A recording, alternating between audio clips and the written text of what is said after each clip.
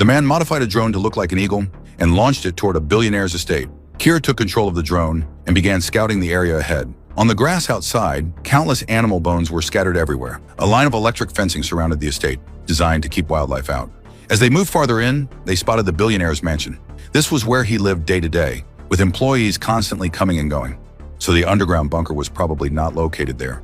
But the mansion was surrounded by a forest, covering nearly 5,000 square miles. Finding the bunker became a serious problem. Then Frank had an idea. Any underground structure would need a ventilation system. So if they could locate the air vents, they could pinpoint the bunker's location. Following that logic, Kira carefully searched the surrounding area. Before long, she discovered a ventilation shaft hidden in the woods. Berlin told Cameron to record the coordinates, while Kira flew a circle around the vent. What she found was astonishing. The dome from the original building had been preserved by the billionaire. Berlin was instantly excited. The dome's only purpose was to allow natural sunlight to reach the center of the underground structure. He couldn't help but wonder what kind of priceless treasure required natural light to be fully appreciated. Suddenly, the drone seemed to encounter interference and began shaking violently. Kira tried to regain control, but the signal was completely lost, and the drone crashed into the grass. Moments later, the monitor went completely black.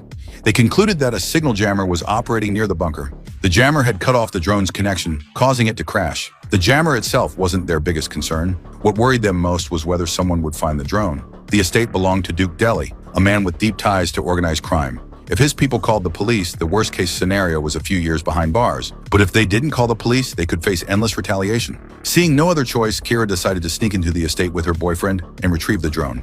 But the same jammer that disabled the drone could also block their communication devices. That meant once they went inside, no one would be able to help them. They would be completely on their own. Fortunately, they already knew the drone's crash coordinates.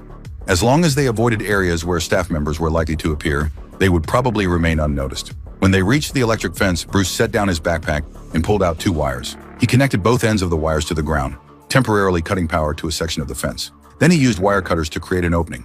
Now they had a way inside. They carefully squeezed through. One small mistake could have electrocuted them instantly. Fortunately, they made it through safely. Using the coordinates, they quickly located the drone. But unexpectedly, a Jeep happened to drive by nearby. The two immediately switched to Plan B. They pretended to be lost tourists who had been injured, hoping to fool the man who stepped out of the vehicle.